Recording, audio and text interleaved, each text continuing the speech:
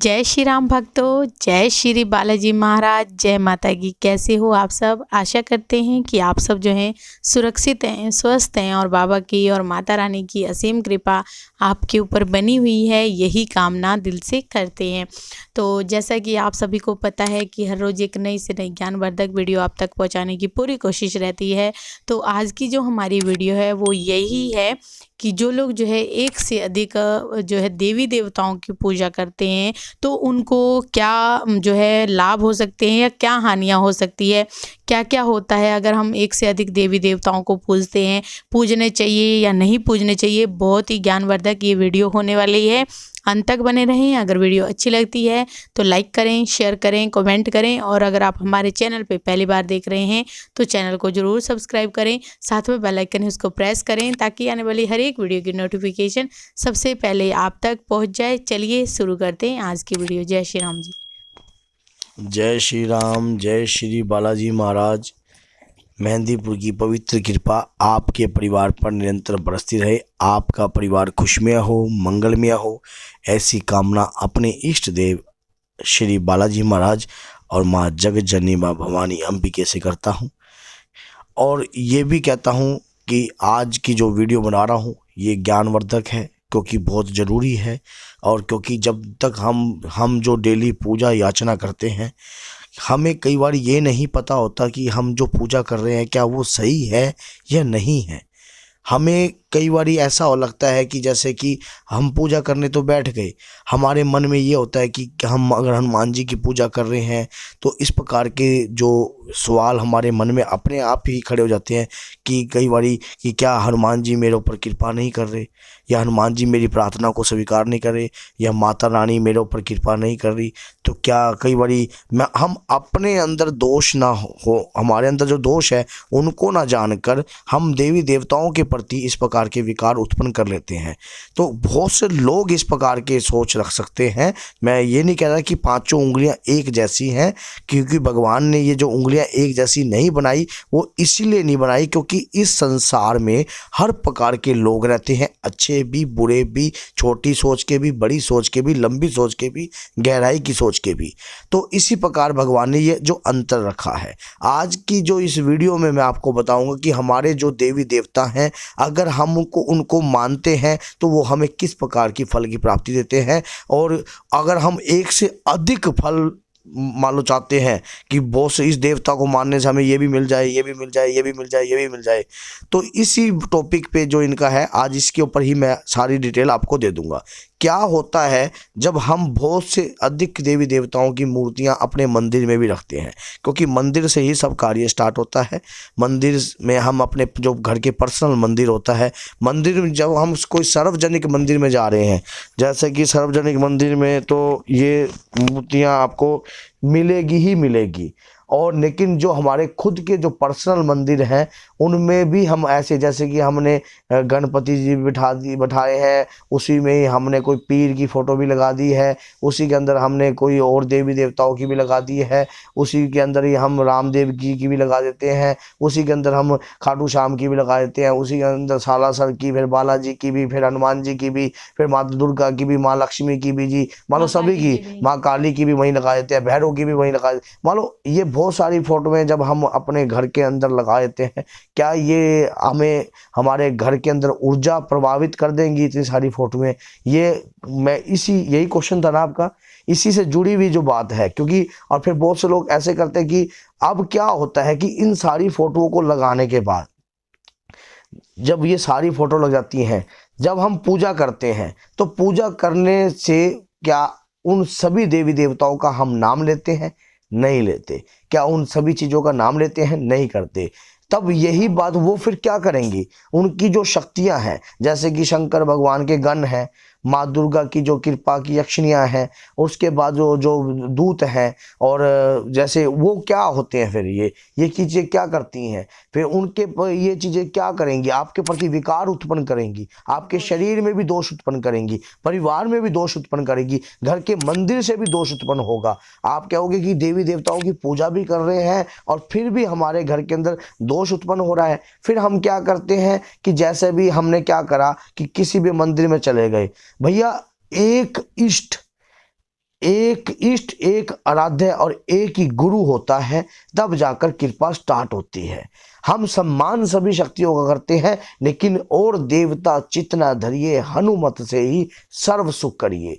हमारा तो यही है कि जब आपके हृदय में अगर हनुमान जी हैं तो हनुमान जी ही रहने चाहिए। वहाँ पर और देवता की जगह आप सम्मान दे सकते हो सभी देवी देवताओं को, लेकिन हृदय के अंदर हनुमान जी ही आपके धारण होना चाहिए। अब क्या हुआ, जब आपको पता है कि जब हिरण्याक्ष था, उनका एक पुत्र था जो प्रहलाद, उनको जब बार बार मृत्यु दंड दे रहे थे, बार बार मृत्यु दंड दे रहे थे, जो हिरण्यकश्यप था बार बार अपने बच्चे को मारने की कोशिश करता था, तरह तरह प्रकार के दंड देता था, तरह तरह प्रकार की उसको सजाएं देता था, लेकिन वो फिर भी नहीं मरता था। क्यों? क्योंकि उनका एक ही इष्ट देव था, उनमें कोई अलग इष्ट देव को नहीं धारण किया उस जगहों पे। जब उसे पहाड़ से नीचे छोड़ा गया तो वहां पर कौन देवता उसको बचाने आए? सिर्फ विष्णु भगवान, जो कि संसार के पालन करता है। तो वो विष्णु भगवान का अटूट भक्त था, तो उसने वहां पर शंकर भगवान को याद नहीं करा।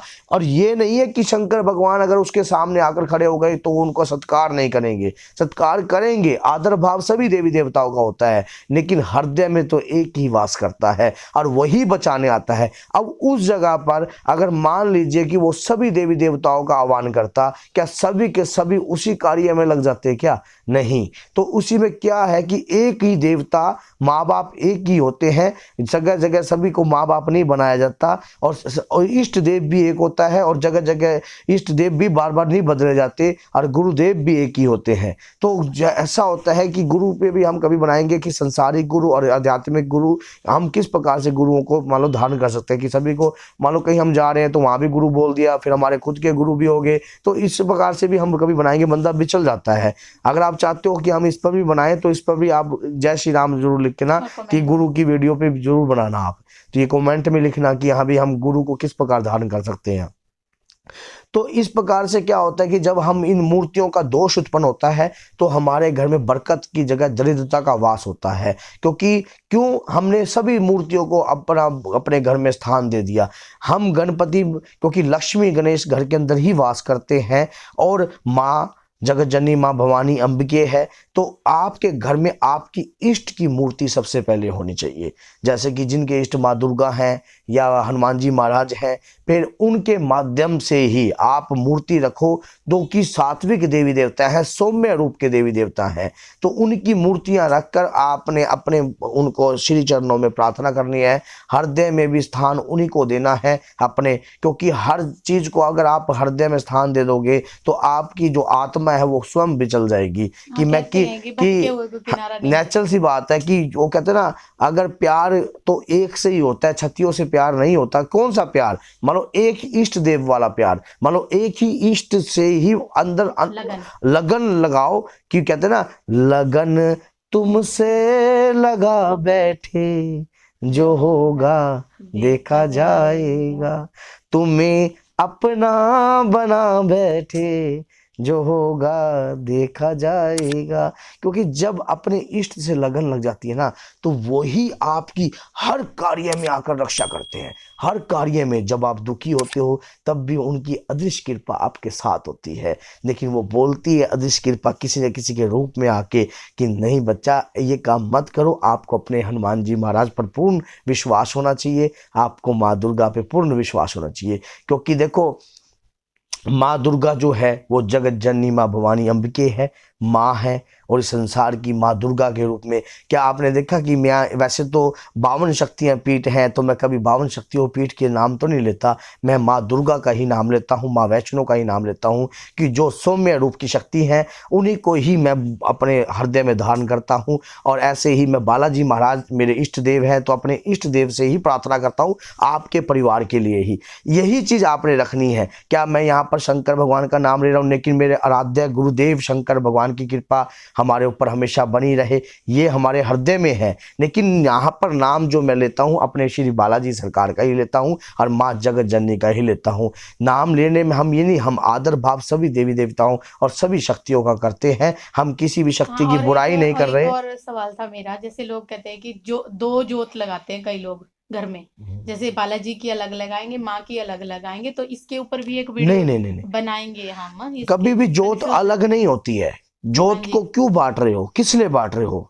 उसी जोत में जब गाय जो जो सौम्य रूप की शक्तियां हैं वो उनकी जोत घी में ही लगती है। घी में, जैसे कि हनुमान जी, माँ दुर्गा, इनकी जोत की जो है वो यहीं पर ही लगेगी, ये अलग नहीं लगेगी, एक ही लगेगी। अब आप क्या करोगे, इन जोतों को अगर अलग अलग भटकाओगे तो ये आपका खर्चा बढ़ेगा। आपके भाव में तो लगा लो, लेकिन मैं तो मानता हूं कि एक ही जोत में आप दोनों का नाम भी ले सकते हो और उनका सत्कार भी कर सकते हो। और घर के अंदर उन्हीं सौम्य रूप की पूजा कीजिए जिसके प्रति आप अपने परिवार को चाहते हो। अगर किसी जैसे कि माँ काली का स्वरूप जो है, जैसे कि शमशान काली या भैरव, जो तामसिक प्रवृत्ति की जो शक्तियाँ होती हैं, उनकी पूजा को अगर आप करोगे तो घर में वो फिर डिस्टरबेंस का माहौल अपने आप ही उत्पन्न हो जाएगा। कुल देवी देवता होते हैं, हाँ, वो लोग अगर कोई किसी के कुल देवी देवता है तो उनको माँ काली का सम्मान कीजिए आप माँ दुर्गा के रूप में, माँ दुर्गा के सौम्य रूप में समय का, क्योंकि माँ दुर्गा ही तो हर शक्तियों में विराजमान है। माँ दुर्गा ही तो है जो अष्टभुजाधारी हैं, तो उन्हीं के अंदर ही सभी शक्तियों का वास होता है। तो यही मैंने आपको बताया कि अपने हृदय के अंदर उसी देवी देवता का, अपने इष्ट को धारण करके चलिए और फिर देखिए आपके घर में डिस्टरबेंस का माहौल बनेगा ही नहीं। क्योंकि पता है क्या, ये दोष जो मूर्तियां अधिक से लगती हैं, अब बहुत से लोग इस प्रकार की कार्रवाई भी करते हैं कि शंकर भगवान ने हमें कुछ नहीं दिया, तो वो क्या करेंगे, पीर की चौकी पे चले जाएंगे, किसी वहां पर जाके पीरों के उसमें चले जाएंगे। अब उसमें चले जाएंगे, भैया महादेव को छोड़कर आप उसको अपना रहे हो। तो आप सोच के देखो, यहाँ भी कहीं डिस्टर्बेंस होती है, फिर वहां का छोड़ के तो उसके बाद किसी और जगह पे चले जाओगे, माँ काली की चौकी पे चले जाओगे। तो ये नहीं होना चाहिए। देगा तो एक ही देगा, देगा तो एक ही देगा, नहीं तो कोई नहीं दे सकता। अगर एक पे ही अटूट रिश्ता और विश्वास होकर चलेगा तो आप 100% तर जाओगे। तो वो माता की जय श्री बालाजी महाराज, मेहंदीपुर की पवित्र कृपा आपके परिवार पर हमेशा बनी रहे। जय माता की।